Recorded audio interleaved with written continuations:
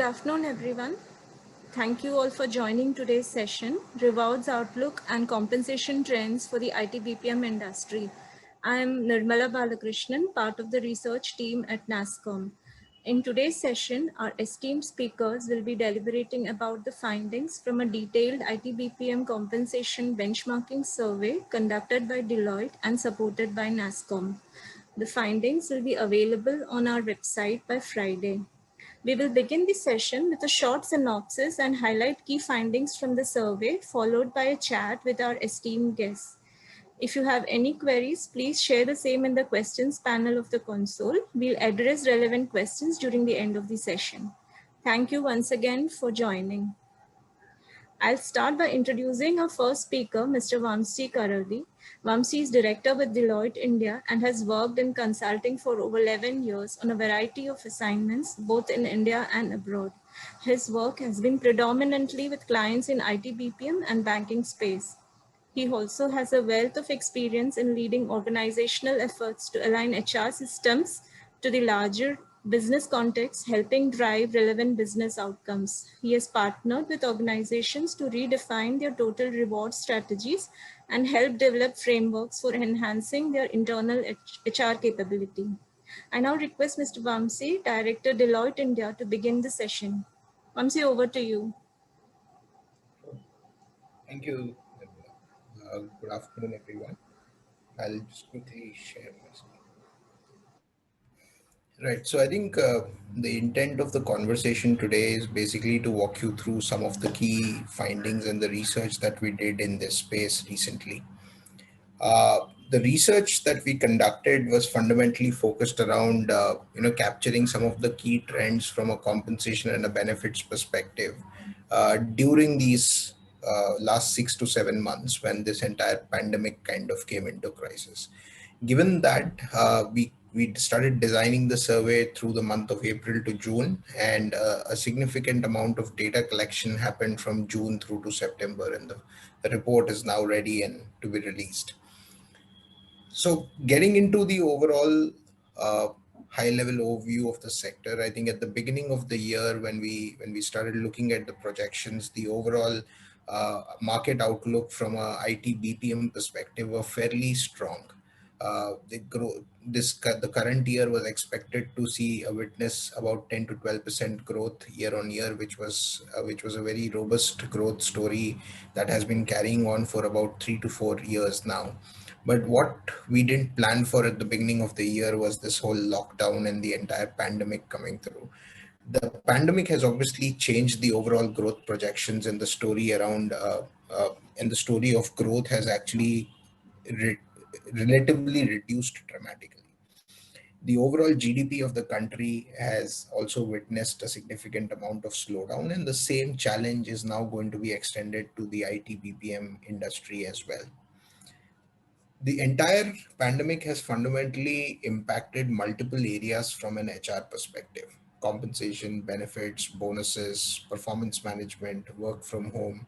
All of it are areas which have significantly seen an impact, and we'll start talking about compensation per se.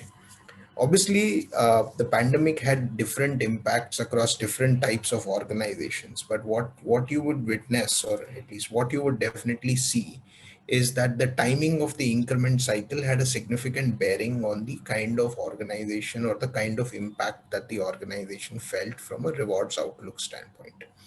Organizations that were looking to do increments in Jan to December, they were relatively more resilient to this outlook because this pandemic had not really come into picture by then. But organizations that were looking at a post-June cycle had a significant impact from an overall IT BPM perspective, or the increment being given perspective. So if you look at the overall IT BPM structure, about 35% of IT BPM organizations had increments in Jan to December and hence were fairly resilient. But about 26%, which were in the post-June cycle, actually felt a significant amount of impact per se. But if you were to start assessing what is the nature of impact, and we've looked at both the overall industry, and when we talk about the overall industry, we're talking about the overall India Inc. as a whole. And if we start looking at that and and compare that to IT BPM, the IT BPM sector has been relatively a lot more resilient as compared to the overall industry per se.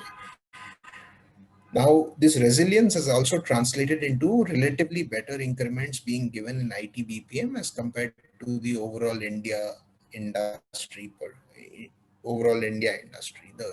And if you now start referring to the cycles that are being given, or if you look at the overall increment cycle chain and start correlating the increment cycle timing with the increases, Jan to December, which had probably the highest number or the lowest impact from the pandemic perspective, continued to give an 8.6% increase, whereas the April March, which is when the pandemic actually just about started, the IT BPM companies who were looking to give increments there were still fairly resilient at about 6%.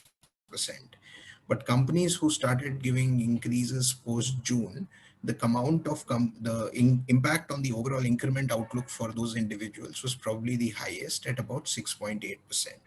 And this is something that is actually fairly interesting from an IT BPM perspective, because if you start looking at it in the last 7 months, the IT BPM sector has seen significant amount of support coming in from the government, from policy changes to supporting them or declaring it as essential services by April. A lot of about 90% or 95% of the workforce was up and running within the first 1 month of the lockdown.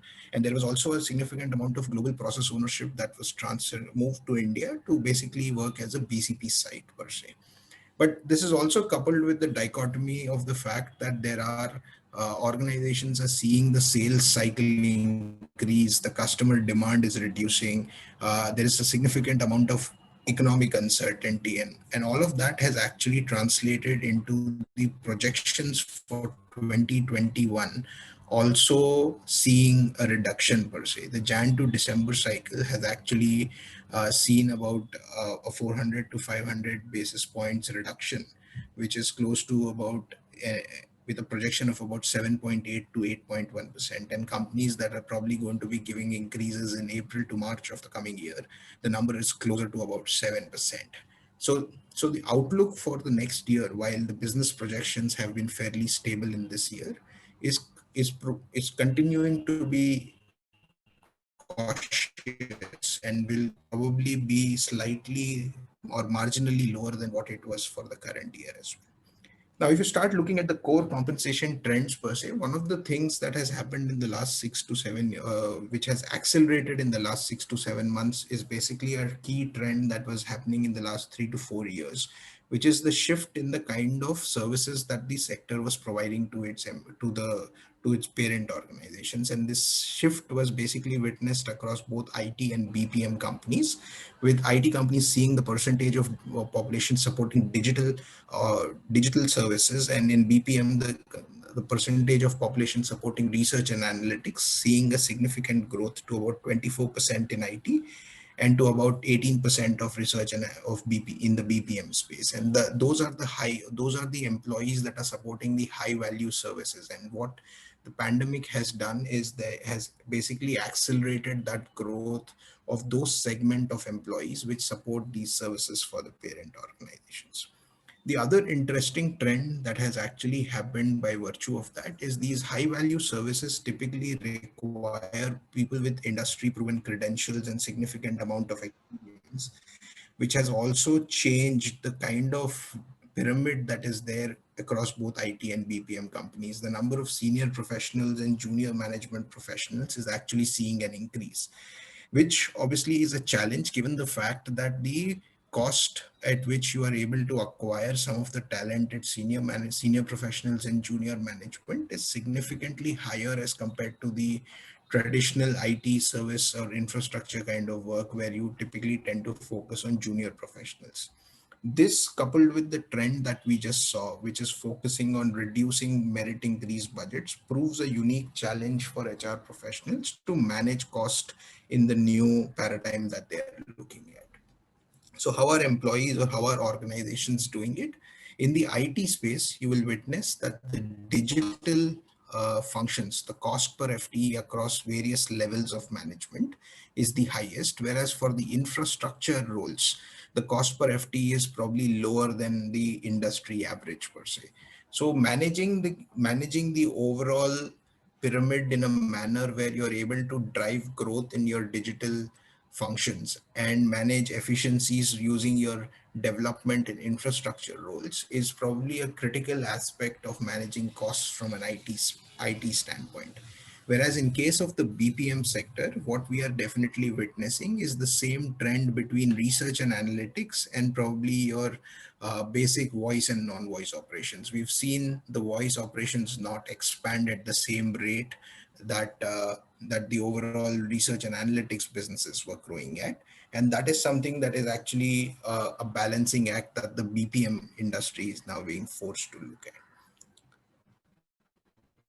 What we've also done is studied some of the core job families across both the BPM and technology unit and across levels of management. We witnessed that some of the core skills like data scientists, scrum masters, UI UX providers, cloud architecture job families, we've seen a significant movement in the median salaries being offered by employers to these skills.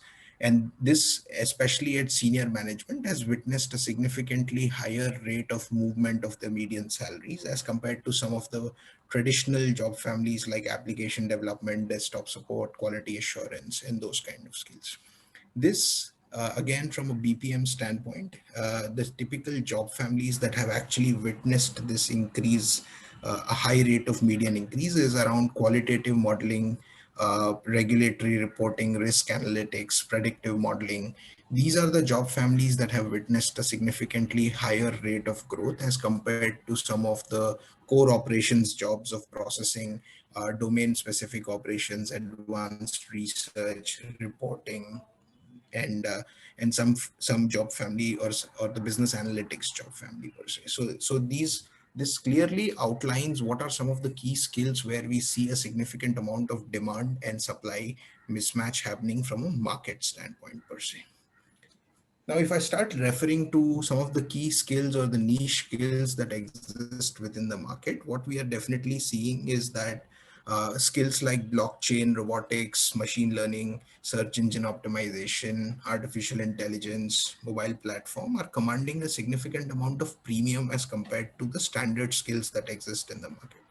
The premiums vary anywhere between 13 to 20, 22%, and each of them tend to fluctuate at a very high rate as compared to what we see the median or the traditional median movement of salaries in the market. And these skills are also something that are rapidly evolving and probably will see, given the current acceleration in the transformation that is happening, we're actually seeing that number go up dramatically.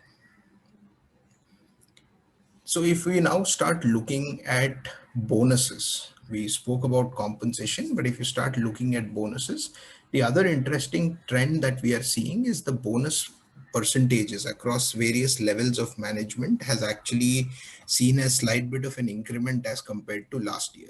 This is also one of the key levers that HR professionals are now leveraging in order to manage the overall cash conservation target that they have as an organization. Instead of giving huge merit increases, increasing amount is being spent to on the bonus aspect of it. So the pay mix is under.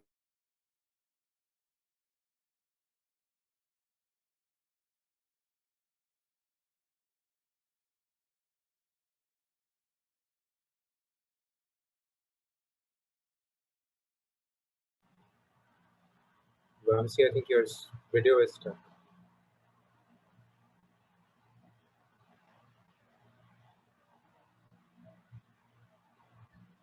Are you able to hear me?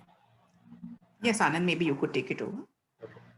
So what Vamsi was talking about was fundamentally the fact that there is a significant amount of. So first of all, there has been a shift in terms of the fact that the. Oh, Vamsi, are you back? So if you can project the screen. yeah.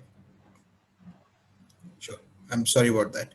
So what we did see is that the degree of differentiation, as I was saying, is actually going up, and this is very clearly visible in the bell curve distribution across various levels of various performance levels, and the percentage of employees that are now being classified under meets expectation is significantly higher, and as the number of people who are being classified as the top performers are actually reducing. So people have become a lot more discretionary with regards to how they manage or what they call as top performers. And if you now start looking at both the IT and BPM sector and start studying the differentiation in actual bonuses being paid between the average performer and the top performer, we are actually witnessing that the overall multiplier for the top performer has actually increased from 1.7 and 1.8x respectively to 2.2 and 2x. So on one end, you are reducing the number of people that are being classified in the top performer bracket, and on the other end, what you're also doing effectively is increasing the amount of money that you're giving to them. So the differentiation for your top performers is actually seeing an increase. This, coupled with the differentiation that you see on fixed pay, actually takes the overall compensation differentiation for top performers in the range of anywhere between 2 to 2.5x. And that's the focus that you're actually doing in order to ring fence your top performers within the organization. This is where we were talking about compensation and benefits, and what we'll now probably get into is some of the key trends that we've seen outside of this, which is on some of the other other HR screens that we're seeing. HR has been taking a lot of steps in order to manage the overall costs for them, or for the human resource cost in the last 6 to 7 months. Some of organizations started reduce the hiring outlook that they have. Some people started implementing very rigid pay bands in order to manage costs for existing employees. There were a lot of focus on variable pay plans, or studying the variable pay plans and rejigging the pay mix, rejigging the kind of parameters of evaluation for those performances on variable pay. People also started leveraging or thinking or talking about the benefits policies of it. They started looking at, how do I rejig my leave policy to rationalize the costs that are associated with that? How do I start, there were certain allowances which no longer made any sense, like meal allowance, which didn't necessarily happen because your employees no longer were in office. So such redundant allowances were also something that were being relooked and taken away. And a lot of focus was moved towards the L&D budgets, and started leveraging or having a more focused investment of some of those budgets, created some leeway for individuals to start investing in things that were necessary for tiding over the entire virtual working or virtual operating model for their employees. This also, we spoke about recruitment, and that's actually a very interesting trend, because that has a direct implication on the kind of costs or the individual the overall payroll cost of the employee. And what we did witness is that across sectors, organizations immediately, the knee-jerk reaction was to stop hiring or reduce the hiring outlook. But in the IT BPM space, the percentage of companies who actually resorted to that technique was fairly low. What we did witness, that a significant amount of organizations actually said that they will only hire for critical roles or specific or niche profiles, rather than doing the widespread rampant hiring, or bringing on huge numbers as they historically were used to. And that is a fundamental change uh, which has actually proven to be in some way a unique challenge for the IT BPM sector, because on one side you're actually delaying increments and delaying increases, but on the other side you're being forced to recruit some of these niche skills and niche talent from the market at a significantly higher premium. So that did pose a unique challenge for the employers to deal with as they were managing or navigating to the past 6 or 7 months per se. Some of the other things that people or HR professionals had to invest on in the recent times was the enabling of the entire work from home ecosystem. There was a significant amount of investment being made in IT infrastructure and support. Some employers went the additional step to provide some allowances to support or procure ergonomic furniture at home and build a work from home kind of an office. Almost all organizations re-examined the medical insurance covers that they were providing to their employees, starting to add COVID as one of the key investment areas for them. people did have additional, some organizations, especially in the products and the captive space, provided an allowance of anywhere between 15 to 40,000 rupees to their employees in order to build a work from home infrastructure, get the furniture, get ergonomic chairs and everything at home, and get a power backed UPS and everything to continue or basically sustain the whole work from home model. They also created, I think one of the key investments that were being made in the last 7 months for employees was especially around the health and wellness aspect, because this whole one thing that came across very starkly was the fact that the work from home ecosystem did create a significant amount of stress, both physical and mental, for employees when they were working for much longer hours than they probably were traditionally used to when they were at office. And that has obviously created a need for a certain amount of support to be provided to an employee from a wellness standpoint. And that is something that we've seen a significant amount of investment and growth happen. The other unique challenge that HR professionals were facing was on how do we necessarily engage with employees in this virtual environment. And they leveraged a whole plethora of activities that they could take on. One, there was a lot more frequent communication from the leadership and a lot more connects that were happening with business leadership, and not necessarily, when I say leadership, the CXO level, but even the middle managers, business heads, everyone kind of got into the communication play that they were looking at. There were a lot more informal activities with employees and their families that were being organized to engage the larger ecosystem per se. Some organizations also provided support sessions through counseling and through other mental wellness initiatives for their employees.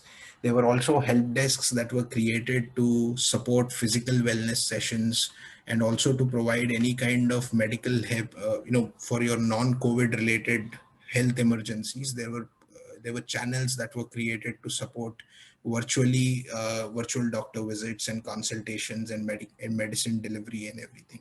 All of these are initiatives which actually created a significant amount of, or were aimed to create a significant amount of comfort with the whole work from home ecosystem that employers were now having to deal with, which was probably, especially in the IT BPM space, not the norm in prior to the lockdown, because previously a lot of organizations didn't necessarily allow for employers and employees to be operating from home on a regular basis. They would prefer people being at home, purely because the kind of data that they were dealing with in many cases was sensitive.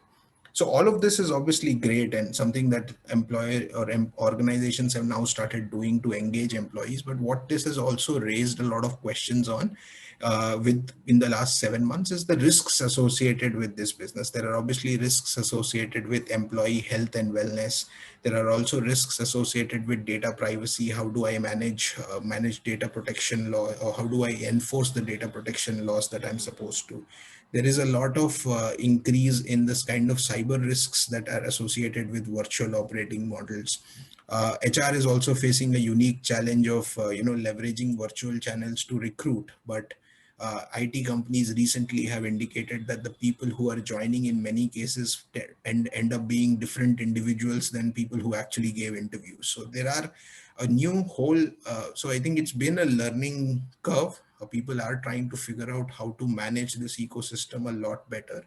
And we will witness an evolution of a lot of these HR processes to take care of some of these emerging risks that organizations need to account for when they are managing this distributed workforce. So it's been a learning curve for organizations for the last 7 months, and probably will continue to be a much more steeper learning curve in the coming few months as we get into the return to work, or the hybrid operating model as we call it. So those were some of the key insights, which we believe we would like to call out to for all of you. We'll obviously be happy to take your questions at the end of it, but I'll move on and hand it over to Nirmala to take it forward. Thank you, everyone.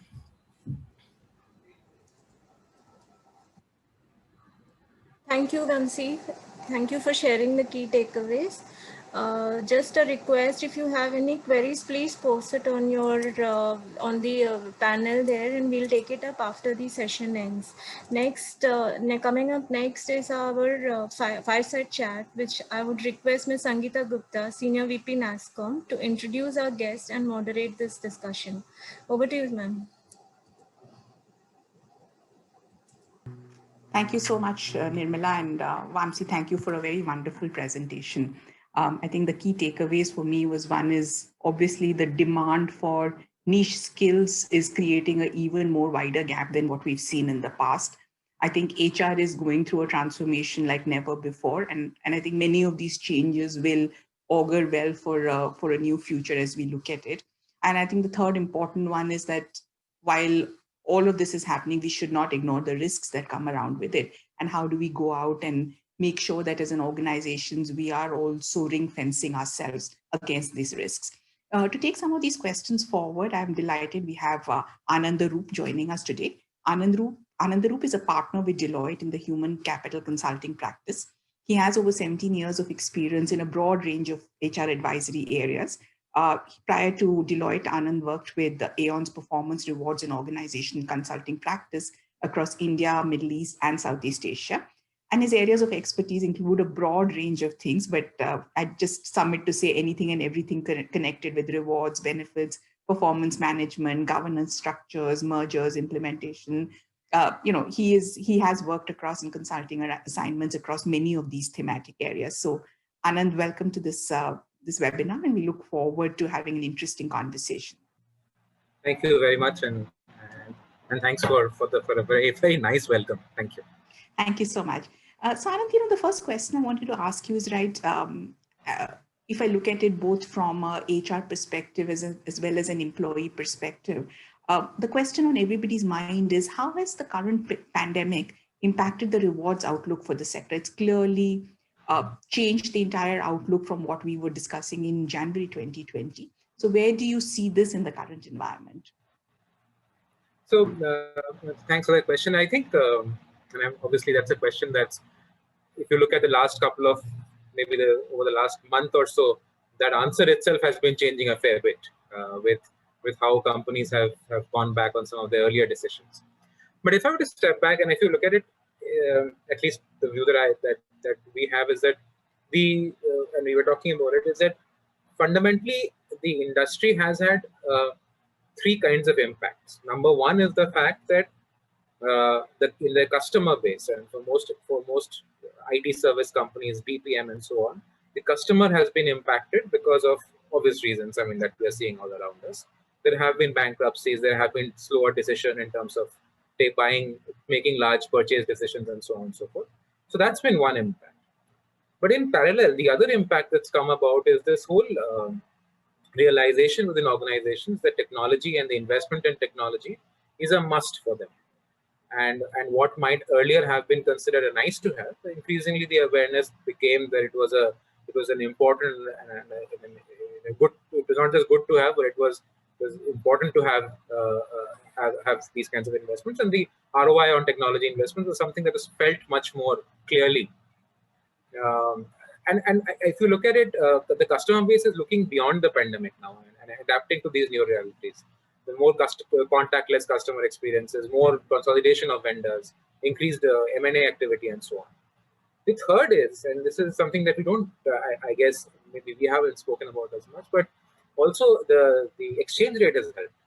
Because if you look at when we started the year, the exchange rate was just about 70. Right now we're at 74. Now 4 rupees of difference is also a massive difference if you take the volume of transactions we're talking about. So in many ways, while there has been a challenge for the industry, it's also been positive. And in that light, and Vamsi's presentation spoke about a little bit on that, you've seen a lot of organizations choosing to be more cautious. And you have to give it to management that back in May, June, etc., when companies take decisions on compensation, it wasn't possible to forecast how it will look like. So companies chose to be cautious. Did companies necessarily have to reduce their numbers? Perhaps not as much. Did they have to do pay cuts? Perhaps not as much. But the cautious approach was to not do pay increases at that point of time, but do those kinds of things once you have a better line of sight to what the year is going to end up looking like. And that's what you started seeing right now. You started seeing now that companies are opening up a lot more. Large technology companies are announcing pay increases and so on and so forth. So at some level, I feel that the change that you're seeing is one of the industry taking a cautious view for the first 2 quarters of the year. The industry is seeing that the third, fourth quarter is looking perhaps better than what they had originally envisaged, and therefore opening up a little bit of the purse strings. But at the same point of time, being completely cognizant of the fact that we can't assume that business is normal or business is going to be as good as the year has gone by. So there will be some degree of reduction in the 200 to 300 basis point lower pay increases this year compared to what you would have seen earlier years. So I think that's how it's shifted. So the important thing will be to see how Q3 and Q4 look like for us, and based on that, I think we will see a more clear picture emerging for FY 21-22. No, I think well articulated, Anand, because while I think the scenario in June when the first quarter results were announced, the industry had a double whammy, right? Both, like you said, there were huge customer demand side issues because you didn't know which side demand is moving. And then, of course, the lockdown and related issues were creating some supply side issues. I think both of these have been handled very, very well as an industry. And I think the point that you articulated on increased demand for digital technologies is now seeing an upswing in revenues, which was well again witnessed in the second quarter results, and that's why companies are now going out and announcing salary increases for their employees. Of course, every company has a different cycle, and most companies continue to be very, very cautious because the environment still is not clear. You don't know what can hit you next, and so living with this uncertain environment, you will continue to see a cautious outlook from a certain set of companies. The next question, Anand, I wanted to ask you is that, cash has been king in this environment, right? Every company's become very, very conscious on cash conservation. And when you look at, rewards as a function, what do you think are the steps that the rewards professionals can help manage this expectation of cash conservation, right? Salary cuts or freezing salaries was something we all heard about, but there is a deeper science to all of this. So love to get your perspectives on this. So this is one thing that we've been looking at. So if you look at any IT company analyst report, right? The analyst report will talk about employee cost as a percentage of revenue. That's the fundamental metric of which we base it on. What nobody does, and it struck us when with this over the first 2 quarters of this year, first quarter of the year, is that we don't look at compensation cost as a percentage of cash flow, because in reality, compensation cost is the most inelastic and the most short-term cash outflow for a business. You have to pay it monthly, and you cannot take large variances in your total cash cost. Everything else can be a provision, can be delayed, etc., etc. So for most companies, this was a significant impact because your cash flows came down sharply. One thing obviously what is happening on the customer side is that people extended their payment period. Also, work wasn't getting completed, so your DSOs anyway were going up. For most IT companies, they saw DSO move up in this period of time. I mean, I'm talking of third-party companies. So cash was a major consideration, and also the other part of the sector that reacted to this were the early stage companies, the product companies, which the e-commerce, consumer internet product companies, etc., which also had a drop in their cash earnings over this period at least in the first 2 quarters. So first reaction obviously was that, like we discussed just a while back, that people stopped their fixed pay increases. So rightfully so, the fixed pay increase numbers were paused or halted for the year. People froze hiring. Senior management took some degree of pay cuts in some organizations. Bonus payouts were lower. Bonus payouts were also deferred over a period of time. The interesting thing that some companies did in this period was that bonus cost is a provision, right? For FY21 bonus is a provision that you make in your P&L over the quarters leading up to March of 21. So what companies started doing was they took a lower provisioning to begin with. So if your total cost was 100, you assume that you will meet only 15% or 20% of that target. So you start taking lower provisioning in the first 2 quarters, hoping that if the next 2 quarters are good, you will have enough budget to be able to take a higher provisioning in those quarters. So you saw lesser provisioning also happen. But the important thing that happened, and this was a cash thing that really made a difference, is that you saw a lot of companies increase their equity awards. It's sort of counterintuitive in some ways, but what you saw happen was equity is a non-cash cost, right? It's a so you take a hit on your P&L, but it is a non-cash P&L entry. So if you give out larger equity awards, you're basically allowing employees to feel more sort of tied into the organization in some way. You're driving a certain degree of performance behavior, but at the same point of time, you're not spending money in the process, and you're pushing away the payout period to a later date. So in that sense, a lot of across the board, companies did that, and for some companies it was across management levels. For some companies, it was more for senior management compensation. Interestingly, even for listed IT companies, even the shareholder advisory groups, even they supported these kinds of actions. So they also said that it's better to do this than to give cash or higher bonuses at this period of time. So you saw that as a large part of this thing. And also, I think one of the other things that is kind of happening is more benefits. And again, this is a historical trend perhaps, but whenever you see a downturn, usually inflation is an outcome after when the economy comes around, inflation becomes important. And with each upturn, benefits become more important. I am now seeing a lot more focus on benefits coming into compensation structures. Benefits, again, are also non-cash expenses. They are more provision items than cash items. So that's the other part that we're seeing. Great. One of just like we talked about digital becoming the foundation for businesses, for education, for healthcare with this COVID crisis, I think the other important trend we've really seen is the focus on skills, right? Everybody, if you have the right skills, you have the right pathway ahead of you. And I think the importance of digital technology skills, whether it's about being a data scientist, as we saw in Vamsi's presentation, people with analytical skills, data sciences, UI design, UX experts, product managers, they're so much more in demand. And they're not in demand only from the IT sector or IT BPM sector, as we traditionally knew. Every company wants to hire them, a media house, a healthcare professional, every business today has to migrate to becoming a digital business. So in that environment, how do you see the whole focus on upskilling, skilling? What does this mean for IT BPM companies? And, as an employee, any thoughts you have on what can I do to upskill myself? So okay, let me try and answer this by saying that, so absolutely, that has boomed. The ability for a person to find a job, someone with the right kind of skills, at least the ability to find a job is not limited to your sector, but it is pan industry today, and that has a massive impact on organizations, the IT companies as well, because now you're competing for talent not just with your own industry with which you have been benchmarking or pegging salaries and so on and so forth, but you're benchmarking yourself with retail or FMCG or banking and so on as much as any other industry. So that's a challenge. But I think here's the thing. We still have a very strong our employee cost ratios in India.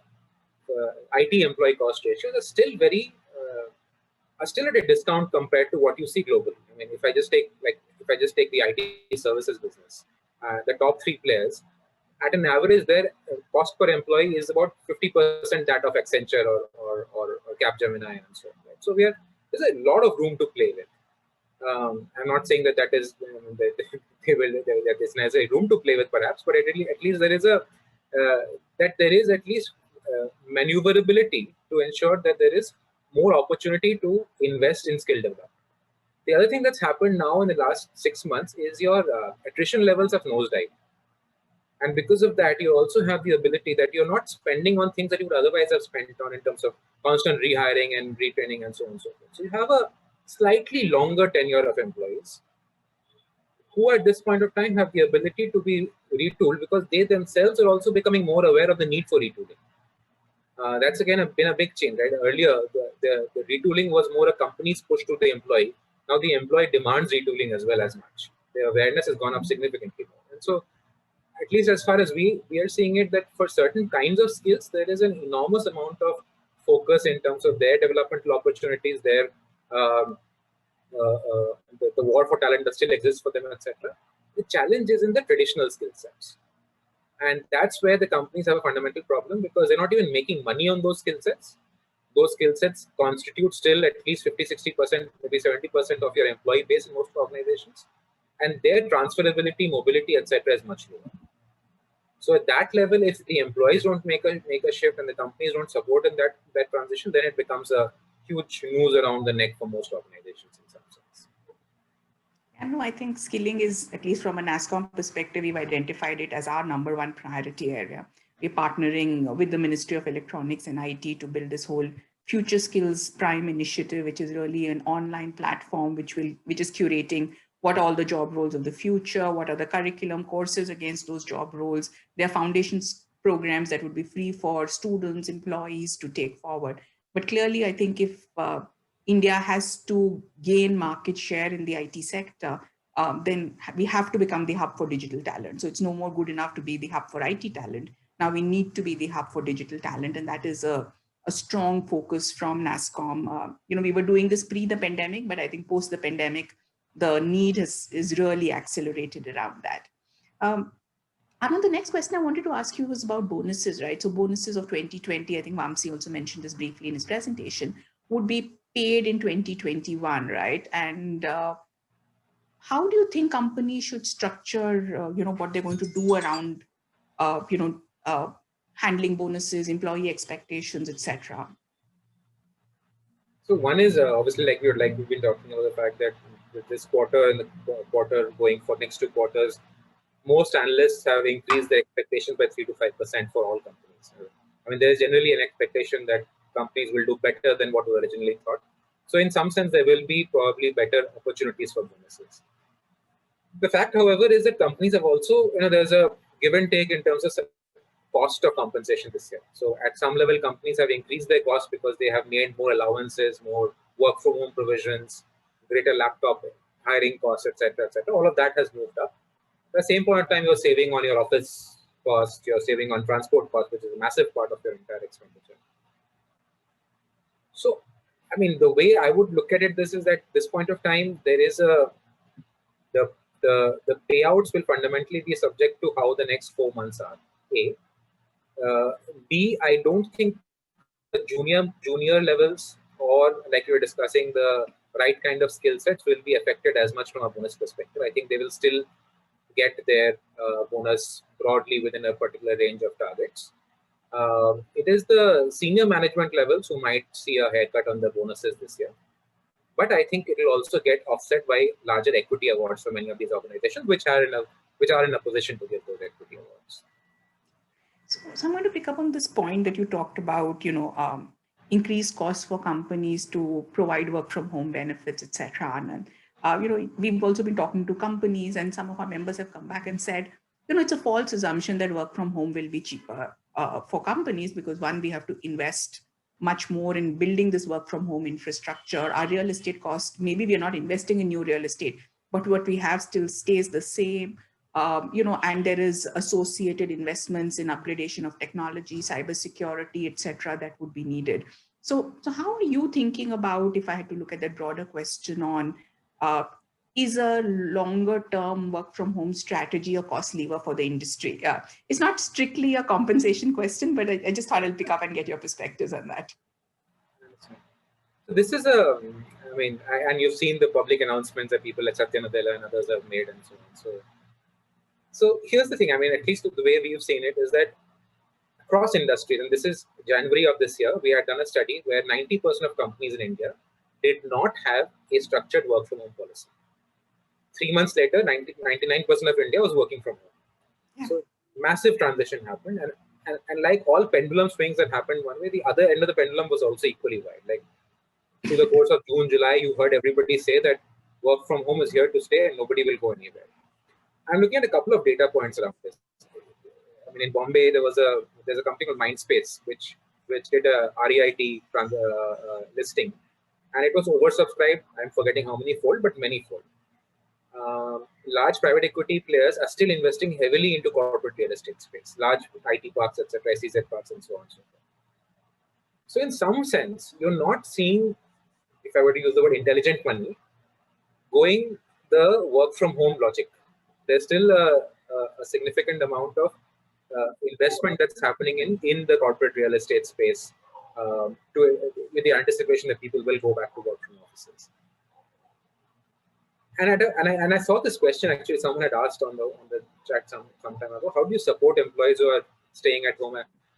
The IT industry in particular, the large part of the IT industry operates at salary costs of 5 to 6 lakhs. A 5 to 6 lakh salary cost employee in any of the top 8 or 10 cities in India is not someone who is able to afford themselves a very good work from home infrastructure, regardless of how much support the company might want to give. So in some sense, work from home will be, in my opinion, will be something that will be more, companies will be more open to the idea of work from home as opposed to what they were 10 months ago. But will it be the way to go for the future? I personally have my reservations on. Yeah, I think it's a debate that's still out there. Some form of a blended work model will become more real, but clearly I think the current levels are unsustainable, and it's probably going to see a much stronger reversal. But I think the opportunity it presents for the IT industry, for employees to work from hometowns as opposed to homes, for women to join the workforce, for people with disabilities to be part of the workforce. I think that opportunity is something we really have to go out and leverage that we've not done in the past. I think that would be the other positive side of this pandemic. So if I may just, I know we are also running out of time, but if I just may, 10 months ago, we were all debating over the whole idea that your cost of non-permanent workforce will gradually go up and your gig workers and so on will go up and so on. But there was always a question that how do you manage the risks associated with having that kind of workforce? What this pandemic has done is that we have now worked on those risks and identified what the potential risks are, mitigation strategies. And so the base has been made much more stronger for that kind of a workforce to start coming into your employment a lot more.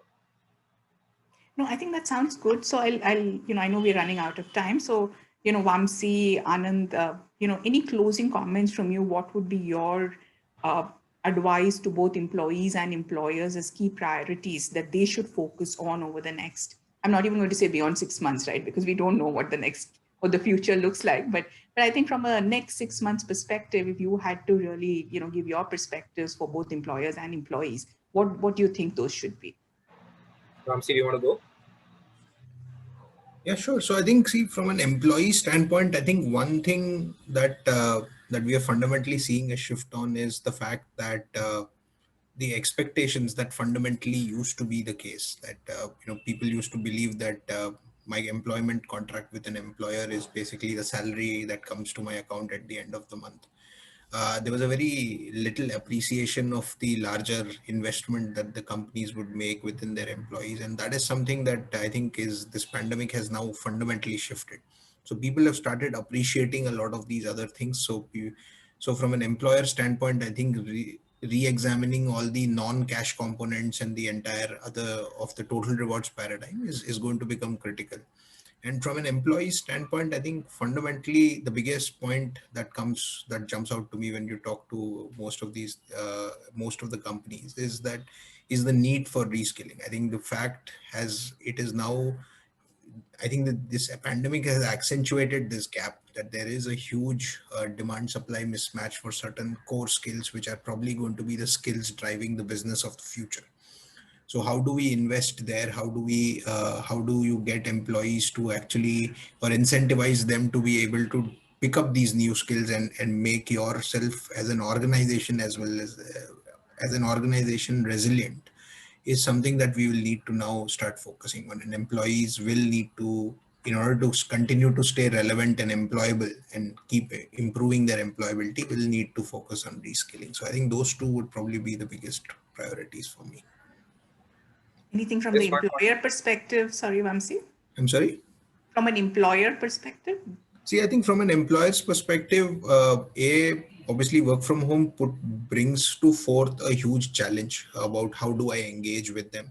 Because as in like, building culture when everyone was on premises, building a certain way of working, a thought process in itself was a big challenge. But now, how do I hold attention for 7,000 employees distributed across 7,000 screens and still engage with them and still get them aligned to the way I want them to perform, the way I want them to think through about some of the decisions, building capability within them? All of those aspects are now are a challenge that we've historically never had to face. So I think building or focusing on that aspect, on how do you engage employees and how do you actually bring in some of these softer elements and drive them through the organization will be a big question mark. Great. Anand, your points? I just want to, I think Vamsi's captured the employee part. I just want to say on the employer part, linked to the one that Vamsi said, I think the big challenge right now is, one is to say that, like, Vamsi and I have known each other for many years. So even though we have to see each other on Zoom, it's okay. Like, I know who he is. What do you do with the employees who are joining the workforce today? Like, that's and these are people who are first time into in having a professional job. So getting them inculcated into ways of working, getting them comfortable into the organization, culture, values, all of the softer stuff that we have almost in our careers at least have taken for granted. I think that's a big question mark for organizations to resolve. I don't have an answer to that, but that's the big question mark for companies. No, I think well articulated that I think the culture that gets driven with people being together, the innovation that gets driven with people being together.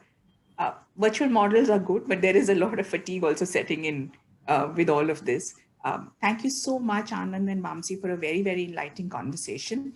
Really enjoyed the discussion. I know the subject of HR rewards is so large, we can go on and on, but I'm conscious of time. So Nirmala, I'm going to hand this back to you.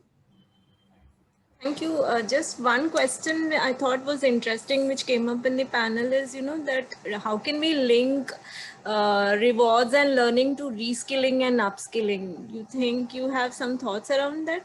Vamsi, Ananduru? Linking, rewards and learning to reskilling. So I think, see, Nirmala, fundamentally, there is an implicit linkage that already exists. It's just that we now need to start celebrating that linkage a lot more, highlighting that linkage, because if you learn, if you upskill yourself, it automatically improves your employability. It automatically opens 5 more opportunities for you from a career perspective, which obviously will come with certain pay hikes if you get promoted, so on and so forth. So there is an implicit linkage that is there, but people don't necessarily talk about it. I think the transformation that is happening across sectors is actually proving that, the role of the very simple role of an application developer that used to be in the past, that role itself is undergoing a transformation. And in order for you to continue to be a top performer, the need for you to acquire some of these new skills is almost a fundamental expectation from the job. And people who've been able to do that are seeing faster career growths, are seeing better increases, are probably seeing better career opportunities come their way. And all of those are things or cases that we now need to start educating the larger employee base about the fact that, this is the base expectation, and this is what you will need to do to continue to, excel in your career and continue driving a high performance or a high or get a better rewards from the overall employee. So that's something that we need to now start talking about a lot more.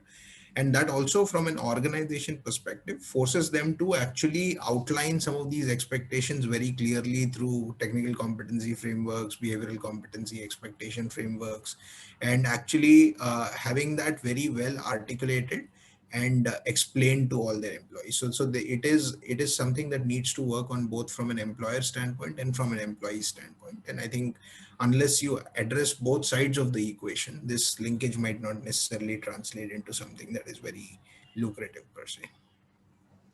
Absolutely. And also now we keep hearing about how coding has become so important that even kids are supposed to start learning. Yeah. So I guess if we are not in IT, we'll have to start doing that also. So reskilling and upskilling is something which is now everybody has to look at.